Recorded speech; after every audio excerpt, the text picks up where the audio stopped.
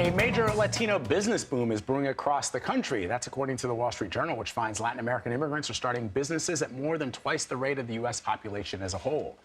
Joining us now for more is Robert Fairlie. He's an economist and professor of public policy at UCLA. Professor, thanks so much for being with us.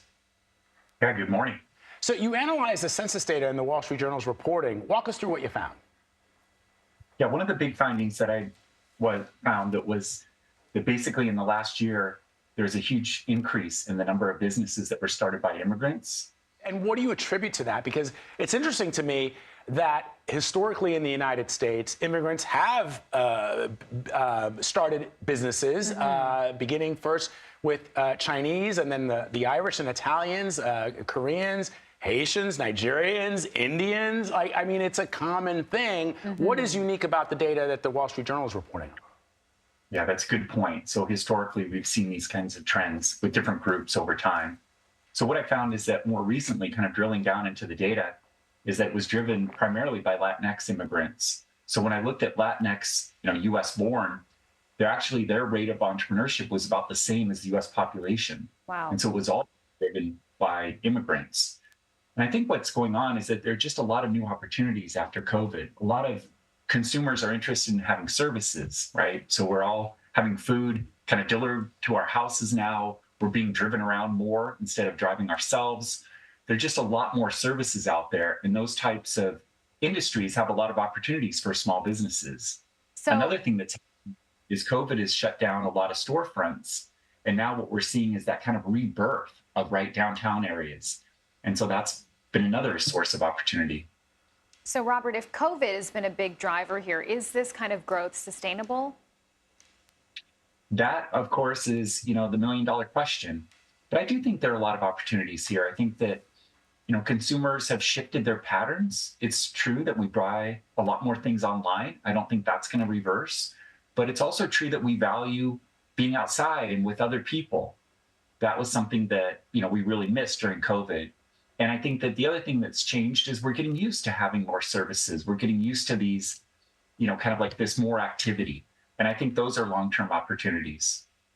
Did the data show that these entrepreneurs are increasingly developing non-traditional businesses? In other words, and there's a little bit of a stereotype here, but if you go with me here. For example, the Chinese in this country, initially they owned restaurants or dry cleaners. South Asians owned, for example, newsstands in New York City, for example. But you're not seeing, as those groups slip into the middle class and even the upper middle class, those businesses traditionally fall to the next immigrant group. But you're saying that you're seeing non-traditional businesses that are starting in the wake of the pandemic.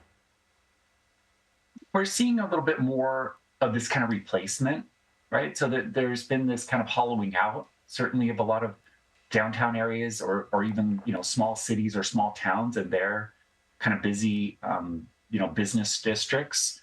And so that's a little bit different. But that's certainly part of what's going on, is that there are a lot of Latinx businesses that are in sort of the traditional areas that Latinx businesses have started.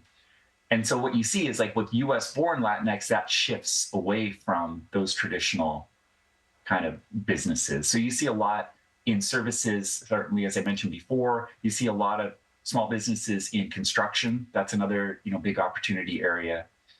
I also looked across states, and of course, the states that are growing more have higher entrepreneurship rates. There are also states that have a lot more immigrants from, Latin America. And Robert, I just wonder how this is really functionally happening because, you need money to start a business. Wouldn't that be a big challenge for immigrants who arrive in a country without a lot of those resources? Yes, that is one issue, is money is tight. That is one of the worries that I have, that a number of these businesses might be starting at a smaller scale than they should or what's optimal, right, for growth. And money is tight. There's no doubt about it. And so that could be an issue for kind of longer term growth. But these businesses are starting, and they seem to, at least for now, they're surviving. Okay, Robert Fairlie, thank you.